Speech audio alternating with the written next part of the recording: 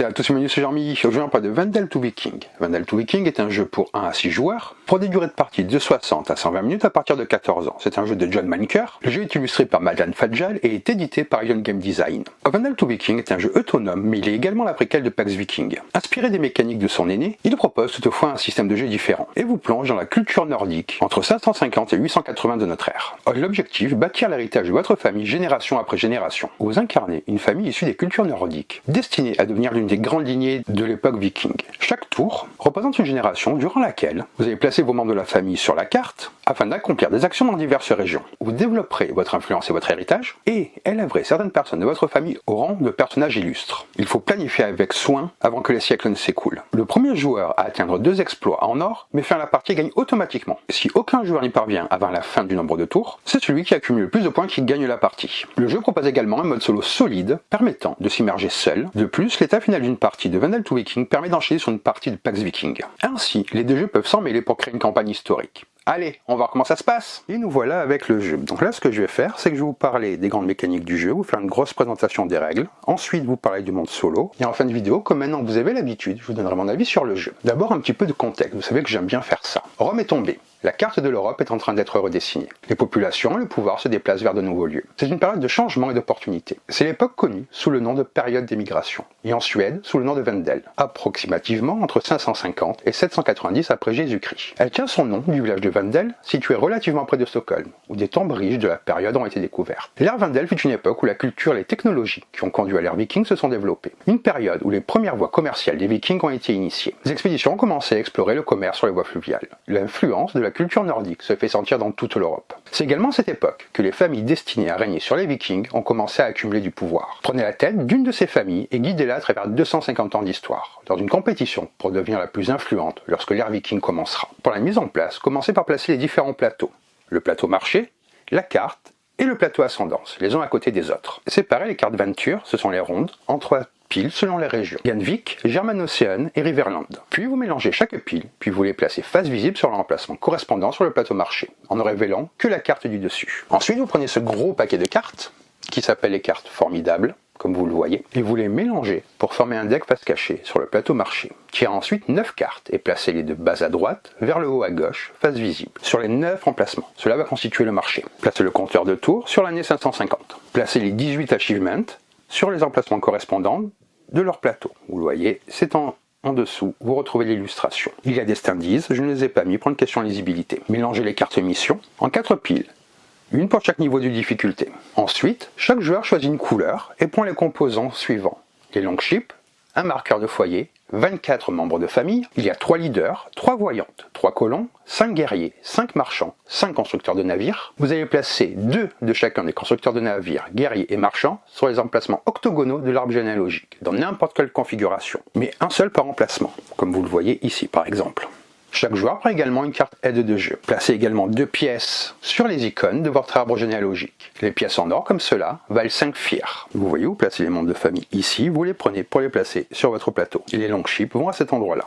Ensuite, vous allez déterminer le joueur de départ selon votre méthode. Ce que vous pouvez faire, c'est vous prenez un longship de chaque joueur, vous le secouez, puis vous le jetez sur le plateau. Celui qui attire le plus loin commence. Le joueur de départ prendra le marqueur joueur de départ. L'ordre du jeu se fait dans le sens des aiguilles d'une montre. En fonction de l'ordre de jeu, vous avez plus ou moins de pièces de départ. Vous avez un tableau dans le livret de règles qui vous indique tout cela. Ensuite, chaque joueur pioche une carte mission de n'importe quel niveau de difficulté sans la regarder. Il la place face cachée sur un emplacement libre sur son arbre généalogique. Vous continuez cela jusqu'à ce que chaque joueur ait 4 cartes mission dans son arbre généalogique. Ensuite, dans l'ordre, à tour de rôle, vous allez choisir une localisation inoccupée sur la carte, sauf Rib et Gut, pour devenir votre foyer. Vous allez placer votre marqueur foyer au-dessus du nom de la localisation et vous ajoutez une carte Venture à cette localisation prise dans la pile correspondante de la région. Il y a 2 côtés pour les plateaux arbre généalogique. Il est conseillé pour une première partie de tous commencer avec le même plateau. L'autre face du plateau est asymétrique. Une fois ceci fait, vous allez être prêt à jouer. Un petit peu un aperçu du jeu. Le jeu se joue jusqu'en 12 tours. Chaque joueur jouant un tour de rôle dans le sens de l'aiguille d'une montre. À chaque tour, les joueurs réalisent une action de base ou une action talent, si possible. Certaines actions coûtent des points d'action supplémentaires. Lorsqu'un joueur a utilisé 4 points d'action, il doit passer son tour jusqu'à ce que tous les joueurs aient utilisé leurs 4 points d'action. Il y a plusieurs types d'actions. Les actions de base, qui peuvent être effectuées par tout membre de la famille. Les actions talent ne peuvent être effectuées que par un membre de famille possédant l'icône talent correspondante. Vous voyez, c'est ce symbole-là. Il existe également des effets de réalisation qui se déclenchent une seule fois lorsqu'un joueur prend un pion en réalisation. Ce sont les achievements. Les actions sont suivies en retournant le jeton du membre de famille qui a effectué l'action. Certaines actions sont plus puissantes et coûtent donc des points d'action supplémentaires. Les jetons Longship servent à suivre ces points d'action additionnels. Quand tous les joueurs ont 4 membres de famille et ou Longship épuisés sur le plateau ou sur le tableau ascendance, cela déclenche la fin du tour. Comment se passe un fin de tour et un changement de génération? À la fin de tour, tous les Longship reviennent sur votre plateau. Les membres de famille deviennent non épuisés, ils sont retournés à leur état initial. Le marqueur de tour avance d'un tour. Le joueur suivant dans l'ordre du jeu devient le premier joueur pour le tour suivant. Dans une partie à 2 joueurs, le joueur avec le moins de pièces dans son arbre généalogique devient le joueur de départ. En cas d'égalité, dans une partie à 2 joueurs, le joueur avec le moins de formidables dans son arbre généalogique devient le joueur de départ. En cas d'égalité, cela reste à changer. Par exemple, un tour peut faire que sur une carte formidable sur le plateau marché avec la localisation Essex et le talent guerrier. Son coût serait de 3. Lors d'un tour précédent, un joueur a placé un jeton guerrier à Essex et un marchand à Sva.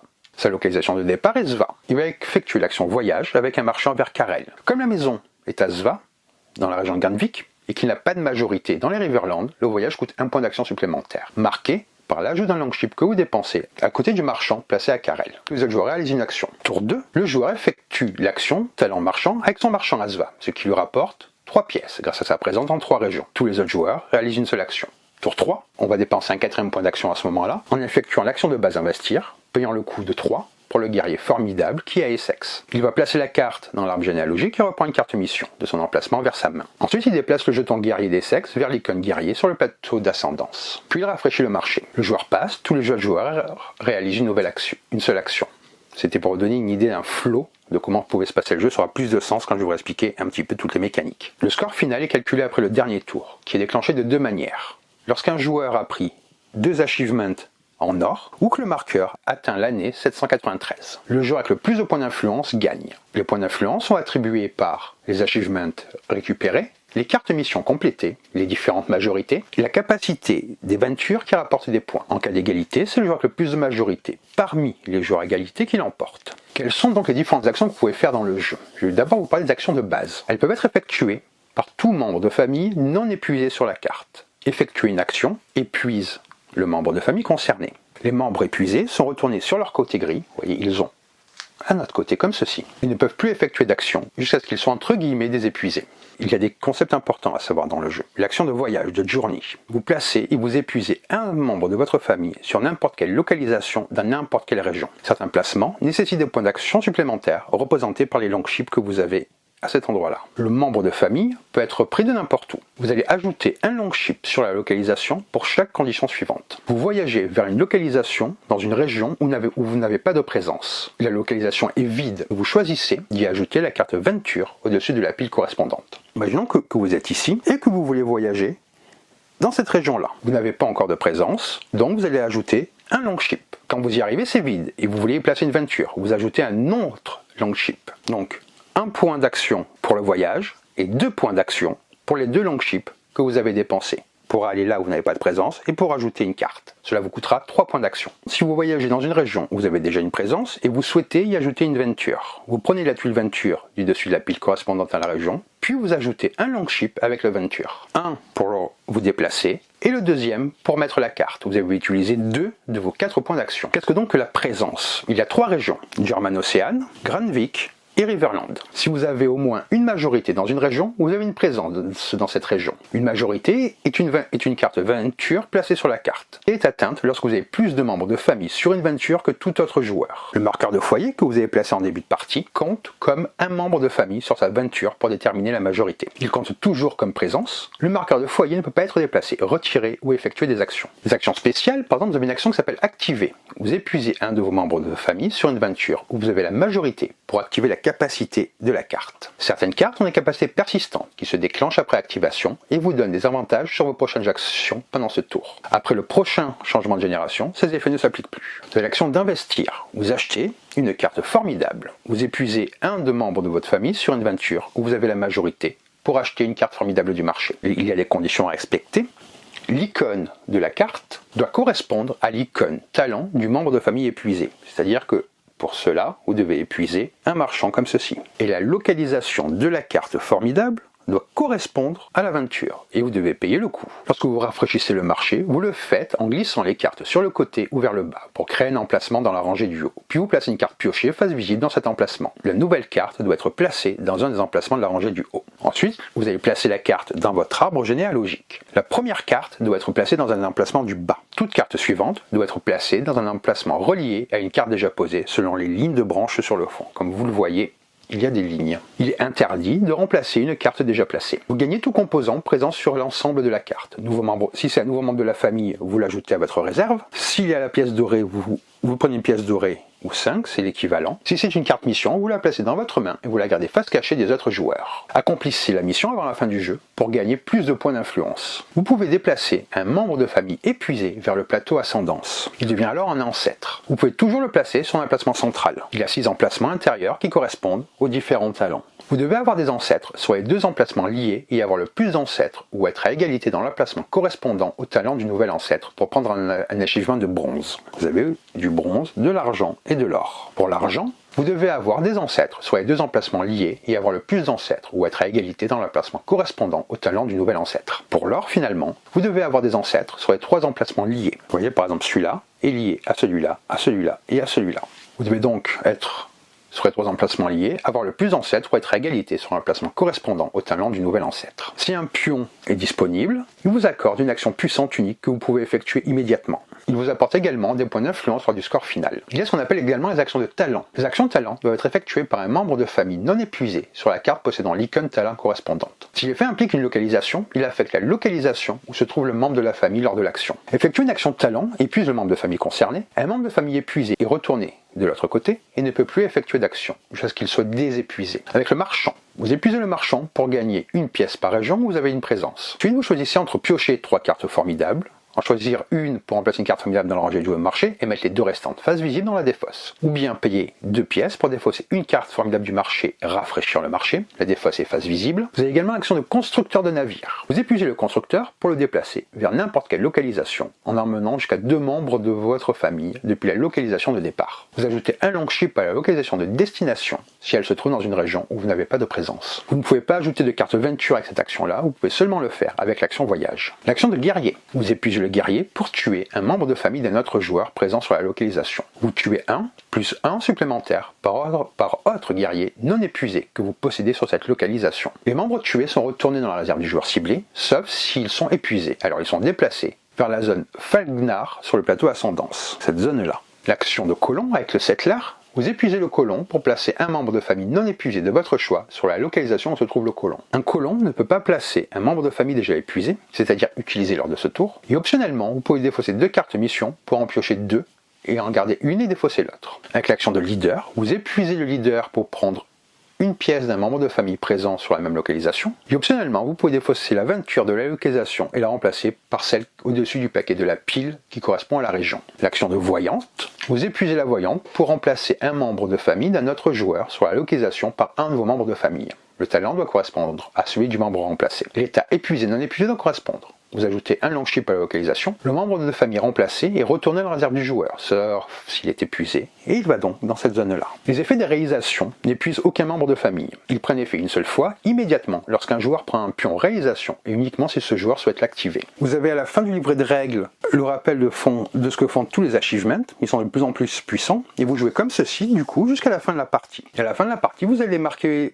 vos points. Vous pouvez retourner le plateau pour compter les points des différents joueurs. Je vous rappelle, la partie se termine lorsqu'un joueur a récupéré 2 achievements en or ou qu'on arrive au dernier tour. Vous marquerez 2 points d'influence pour chaque aventure où vous avez la dominance, 4 points d'influence pour chaque achievement en bronze que vous avez, 6 pour ceux en argent, 8 pour ceux en or. Vous gagnerez influence pour avoir complété les missions des cartes dans vos mains, et vous marquerez également des points pour les cartes venture qui en rapportent et que vous possédez. Le joueur avec le plus de points gagne. En cas d'égalité, c'est celui avec le plus d'achievements qui gagne, sinon celui qui a le plus complété de missions, sinon celui qui a le plus de dominance sur les ventures, et finalement celui qui a le plus d'argent. Maintenant, je vais vous parler de la variante Vendella, qui permet de jouer seul ou en coop. Dans cette variante, vous jouez contre Vendella, un joueur bot. Pendant un tour, vous et Vendella jouez chacun votre tour. Vendella, c'est une séquence de tours particulière. Les joueurs humains, eux, effectuent tous leurs 4 points d'action lors de ce tour. Vandella joue différemment des joueurs normaux. Elle ne gère pas l'argent, elle dispose toujours de ce dont elle a besoin pour acheter des cartes formidables. Cependant, elle peut gagner de l'argent durant la partie grâce aux actions des autres joueurs, mais ne le dépense jamais. Et recevra un point d'influence pour chaque pièce gagnée à la fin de la partie. En version coopérative, vous pouvez jouer en équipe de 2 humains contre 2 bots. Vous pouvez discuter de vos missions et stratégies, mais n'utilisez pas la capacité Hastingis. Les points de l'équipe humaine et de l'équipe bot sont additionnés à la fin. L'équipe avec le score le plus élevé remporte la partie. Pour la mise en place, vous faites une mise en place normale pour 2 joueurs lorsque vous êtes en solo, ou 4 joueurs si vous êtes en coop, avec quelques petites modifications. Vous choisissez une couleur pour Vandella et vous récupérez tous les composants et la face neutre du plateau arbre généalogique. Vandella commence avec tous ses membres de famille dans sa réserve et n'utilise pas ses longships. Dans une partie solo ou coop, le joueur humain commence avec 3 pièces. Ensuite, le joueur de départ change comme dans une partie à 2 joueurs normale, en fonction du moins de cartes formidables dans l'arbre généalogique. En coop, les Vandella sont assises entre les joueurs humains. Les pièces de départ des joueurs humains, 3 pour le premier joueur, 5 pour le deuxième. Vous allez retirer la carte mission Prosperous. Vous trouvez ensuite les cartes mission avec un V en haut à gauche. Vous distribuez une carte mission V de chaque niveau de difficulté à chaque Vandella face cachée, hors de son plateau, caché jusqu'au score final. Vous mélangez le reste des cartes mission par difficulté, puis les joueurs humains tirent leurs 4 cartes mission. Vandella choisit son foyer. La localisation correspond à la carte formidable la moins chère dans le marché. Placez une Venture, le marqueur de foyer de Vandella et un guerrier de Vandella sur cette localisation. Si une deuxième Vandella joue, elle choisit la localisation de la carte formidable la plus à gauche parmi les 3 cartes coûtant 3. Ensuite, les joueurs humains choisissent leur foyer et ajoutent une Venture. Comment se passe un tour de jeu de Vandella ? Tous les joueurs, guerriers et ou voyantes de Vandella effectuent leur action de talent si possible. Ensuite, utilisez la priorité formidable pour prendre une carte formidable du marché et la placer dans l'arbre généalogique, du bas vers le haut. Placez un membre de famille Vandella correspondant au talent de la carte formidable sur le plateau Ascendance, priorité de famille A. Placez un membre de famille Vandella correspondant au talent de la carte formidable sur la localisation de la formidable. Si aucune Venture n'est présente, ajoutez-en une correspondante. Rafraîchissez le marché, effectuez toute réalisation Vandella acquise. Si un joueur humain a des membres de famille colocalisés avec les guerriers ou voyants de Vandella, chaque guerrier de Vandella tue un membre de famille humain sur l'aventure. Chaque voyant de Vandella remplace un membre de famille humain par un des membres correspondants. Talent, plus état épuisé, non épuisé. Si Vandella n'a pas de membre correspondant dans sa réserve, elle choisit selon la priorité de famille B. Pour plusieurs membres à tuer remplacés, priorisez le talent le moins cher actuellement dans le marché. En cas d'égalité, choisissez la carte la plus à gauche. Votre tour, comme normal, vous pouvez effectuer vos 4 points d'action en séquence. Lors de l'action leader, si co-localisé avec un membre de Vandella, prenez une pièce de la réserve. La partie se termine, comme d'habitude, et le score est calculé normalement, sauf que personne ne gagne au point d'influence pour les majorités, et Vandella reçoit 1 point par pièce qu'elle a gagné durant la partie. Quelles sont les priorités de Vandella ? Lorsque Vandella doit prendre une carte formidable du marché, elle considère les points suivants. Avancer. Si Vandella a une paire d'ancêtres reliés sur le plateau Ascendance et que la réalisation future, donc celle en or, est encore accessible, elle souhaite avancer en prenant un formidable correspondant au talent requis pour avancer. Si plusieurs possibilités existent, elle choisit celle qui donne le pion réalisation le plus à l'extérieur. En cas d'égalité, elle choisit d'abord Pagan Legend à 12 heures, puis dans le sens de l'aiguille d'une montre. La paire d'ancêtres doit être composée de 2 talents différents. Si Vandella ne peut avancer, ou la réalisation future est déjà prise, elle cherche à créer une nouvelle paire reliée, en prenant un formidable correspondant au talent requis, pour former une paire de 2 talents différents. Pour le formidable moins cher, elle prend le formidable moins cher correspondant au talent requis dans les points 1 et 2. En cas d'égalité, choisir le plus à gauche. Si aucun formidable correspond au talent requis, Vandella prend simplement le formidable le moins cher. Je vous parle de priorité de membres de famille. La priorité A, après la prise de formidable, Vandella prend un membre de famille de sa réserve correspondant au talent du formidable pris. Si Vandella manque ce talent dans sa réserve, elle priorise de placer le membre sur le plateau Ascendance avant de placer sur la carte. Si un membre doit être encore placé sur le plateau ou le plateau Ascendance, déplacez un ensemble correspondant qui ne peut plus créer une nouvelle paire ou avancer. Pour la BL, choisit un membre de famille dans sa réserve dont le talent est le plus éloigné d'une paire ou avancée possible. Vous trouverez également dans le livre règles comment fonctionnent les différentes achievements par rapport au mode solo coop. Je vais un peu vous faire l'anatomie des différents composants. C'est vrai que d'habitude je vous le fais au début de la vidéo. Par exemple sur les cartes talent, on va prendre une carte talent. Ici c'est le talent, ici c'est son nom, et ici c'est la localisation et la couleur de la région. Pour les cartes mission, ici vous avez le nom, ici la mission, et ici le nombre de points d'influence que vous gagnez si c'est complété. Pour les cartes de Venture, ici vous avez l'icône de l'aventure. Ici la région, ici l'habilité qui est déclenchée après l'activation, et ici l'habilité qui est déclenchée durant ce round. Ici l'habilité, et ici le nom. Sur le plateau, ici vous trouvez le nom des localisations, ici vous avez le compteur de tour, ici le nom de la région, et ici les localisations. En haut vous avez la pile des cartes formidables, ici les 3 emplacements pour les ventures des différentes régions, et ici le coût pour acheter une carte. Ici les points de légende, ici les core spots, ici le nom de l'achievement, vous voyez c'est à l'extérieur que vous avez l'or, ici l'argent, ici le bronze. Ici vous placez une pièce d'or durant une setup. Ici, vous placez les cartes mission durant le setup. Ici, lorsque ça apparaît, vous avez des habilités. Ici, vous avez la séquence de jeu. Ici, un rappel des actions de base, des connexions. Ici, c'est là où vous placez vos longships durant le setup. Ici, c'est là où vous placez les membres de famille au début de la partie. Ici, le storage pour vos pièces. Et ici, les actions talent, une aide de famille et la réserve de vos membres de famille que vous placez à cet endroit-là. Donc voilà pour les grandes règles de cette présentation de ce jeu très profond qui est vraiment très stratégique et que j'aime beaucoup. Si vous avez Pax Viking, les deux peuvent se mêler, donc ça aussi c'est vraiment bien. Je vais maintenant vous donner mon avis sur le jeu. Le jeu de plateau, Vendel to Viking, s'impose d'emblée comme un ovni dans le paysage des jeux historiques. Là où beaucoup d'autres productions se contentent de transposer une période en mécanisme abstrait, ce jeu propose une immersion complète dans l'ère de Vendel, époque charnière de l'histoire scandinave, allant de 550 à 793 après Jésus-Christ. Rome est tombée, les cartes de l'Europe se redessinent et la scène est prête pour la naissance des Vikings. Dans ce contexte, le joueur prend le contrôle d'une famille influente, prête à étendre sa puissance sur les rivières, les marchés et les territoires, préparant son ascension sur plusieurs générations. Dès l'ouverture de la boîte, Vendel to Viking frappe par sa présentation et sa profondeur thématique. Les différents composants racontent une histoire à eux seuls. Chaque pièce du jeu sert à illustrer l'évolution des familles nordiques, leur commerce, leur rivalité et leur stratégie politique. Ce n'est pas seulement un jeu de placement, c'est une simulation tactique où chaque action a un impact sur le futur de la dynastie. Le cœur du jeu repose sur la notion de présence et de majorité. Les trois grandes régions définissent l'espace stratégique et les joueurs doivent s'efforcer de déployer leurs membres de famille de manière à dominer des zones clés, tout en préparant la construction de leur arbre généalogique. Cette mécanique combine un jeu de contrôle territorial, une gestion économique subtile et un jeu de placement tactique, offrant une profondeur stratégique que peu de jeux historiques atteignent. Les actions de base et les actions talent donnent au joueur un éventail de possibilités impressionnant. Placer un membre de famille pour un voyage, investir dans un formidable, activer une aventure ou exploiter un talent spécifique comme celui du guerrier. Tous les autres exigent également réflexion et anticipation. Les interactions sont multiples et interdépendantes. Choisir de tuer un membre de famille adverse ou de remplacer un adversaire sur une aventure pour modifier radicalement l'ordre du tour et l'équilibre des majorités. Le système des longships ajoute un niveau supplémentaire de complexité et de stratégie. Certains déplacements ou investissements coûtent des points supplémentaires, matérialisés par les longships, obligeant le joueur à penser l'économie de ses actions sur plusieurs tours. Les achievements, répartis en bronze, silver et gold, renforcent la planification à long terme, récompensant ceux qui savent anticiper l'évolution de l'arbre généalogique et de la progression sur le plateau. La partie devient ainsi une succession de jeux de choix critiques, où chaque placement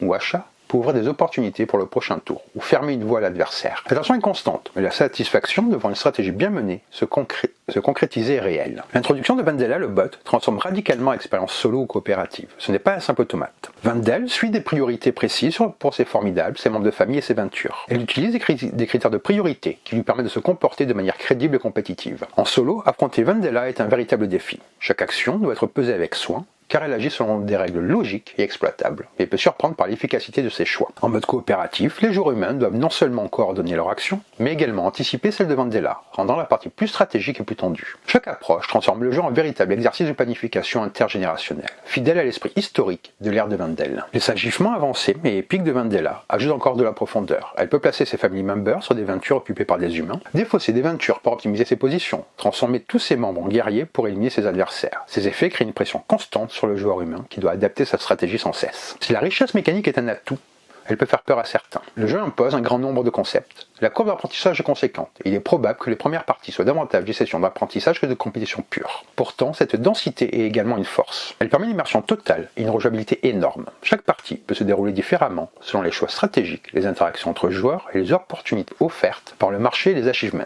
Parties deviennent des expériences narratives et tactiques où le joueur voit ses décisions porter ses fruits sur plusieurs générations. En termes d'expérience, Vendel to Viking brille par sa capacité à faire sentir aux joueurs qu'il contrôle l'avenir d'une famille sur plusieurs générations. Chaque décision a un poids historique et stratégique, et la stratégie des actions possibles maintient un intérêt constant. Les interactions entre joueurs sont riches et nuancées, et la dimension narrative est renforcée par la progression dans l'arbre familial et les achievements. Le jeu réussit à combiner simulation historique, stratégie complexe et gestion tactique, offrant aux amateurs de jeux de plateau un terrain de jeu stimulant et immersif. La richesse du thème est palpable à chaque tour. Chaque placement, chaque investissement donne l'impression de participer à la transformation d'une Europe en pleine mutation. Vendel to Viking n'est pas un jeu qui cherche des parties rapides et légères. Sa complexité initiale est au service d'une profondeur stratégique et narrative rare. Pour les amateurs de jeux de stratégie historique, de planification à long terme, de gestion de ressources intergénérationnelles, c'est un véritable bijou. Le jeu offre une immersion totale dans l'ère de Vendel. un système de règles intelligemment pensé et une interaction dynamique avec les autres joueurs ou le bot de Vandella. Il récompense la patience, la réflexion et la planification. Chaque partie raconte une histoire unique de famille en compétition pour la gloire et l'influence. En résumé,